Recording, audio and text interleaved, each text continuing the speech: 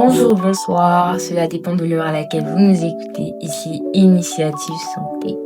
Ce soir, nous aurons une approche assez différente.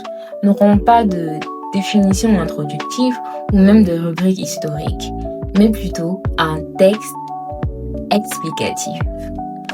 Alors, il y a des douleurs qui s'installent tôt, des douleurs qui accompagnent les premières règles, qui reviennent chaque mois, qui s'intensifient, qui s'étirent dans le temps jusqu'à devenir une présence constante.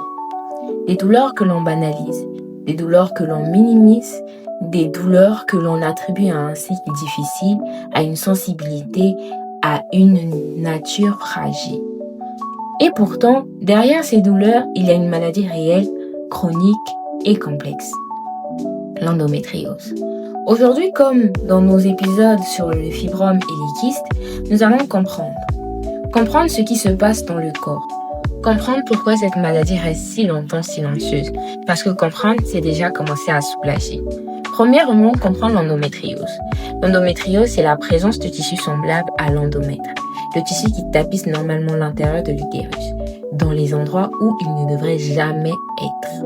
Ce tissu peut s'implanter sur les ovaires, où il forme des kystes appelés endométrium, sur les trompes qu'il déforme ou bloque, sur le péritoine qu'il inflamme, sur la vessie, le rectum, les ligaments et parfois même sur le diaphragme. Sous l'effet des hormones du cycle menstruel, ce tissu réagit comme l'endomètre. Il s'épaissit, saigne et s'enflamme. Mais contrairement à l'endomètre, il n'y a aucune voie d'évacuation. Alors, il crée de l'inflammation, des adhérences et des douleurs chroniques.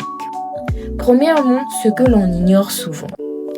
Plusieurs réalités restent méconnues. La douleur n'est pas proportionnelle aux lésions. La maladie commence souvent à l'adolescence. Une femme sur 10 est concernée. Ce n'est pas psychologique. La douleur est réelle et physiologique. Le diagnostic se fait souvent tardivement, entre 4 à 12 ans de retard. Ce n'est pas seulement une maladie gynécologique, elle touche la vie entière, le sommeil, la sexualité, la fertilité, le travail et les relations sociales.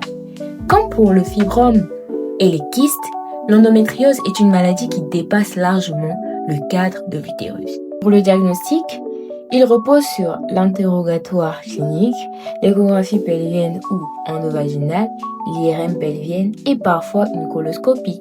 Comme dans les autres épisodes, on garde la même idée. Le diagnostic n'est pas une simple image, mais plutôt une histoire clinique.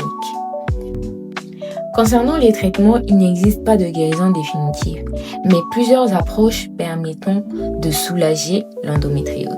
Les traitements hormonaux, les anti-inflammatoires, la chirurgie, la prise en charge multidisciplinaire, l'assistance médicale à la procréation. Le traitement est toujours personnalisé. Comme pour le fibrome et les kystes, cela dépend de chaque femme, de chaque ressenti. En somme, l'endométriose n'est pas une fatalité silencieuse. C'est une maladie qui mérite d'être reconnue, diagnostiquée tôt, prise en charge correctement et surtout respectée. Aucune femme ne devrait entendre « c'est normal d'avoir mal ». Aucune adolescente ne devrait apprendre à vivre avec une douleur qui l'empêche d'aller à l'école. Aucune patiente ne devrait se sentir incomprise ou minimisée. Parler de l'endométriose, c'est briser un tabou. Informer, c'est donner du pouvoir. Comprendre, c'est déjà commencer à soulager. Alors, c'est ici que prend fin notre épisode et notre mois spécial basé sur la femme. Nous espérons que nous avons été cette voix qui vous a éclairé. Prenez soin de vous, à très bientôt et surtout, likez, abonnez-vous, partagez, cela peut sauver des vies. À très bientôt.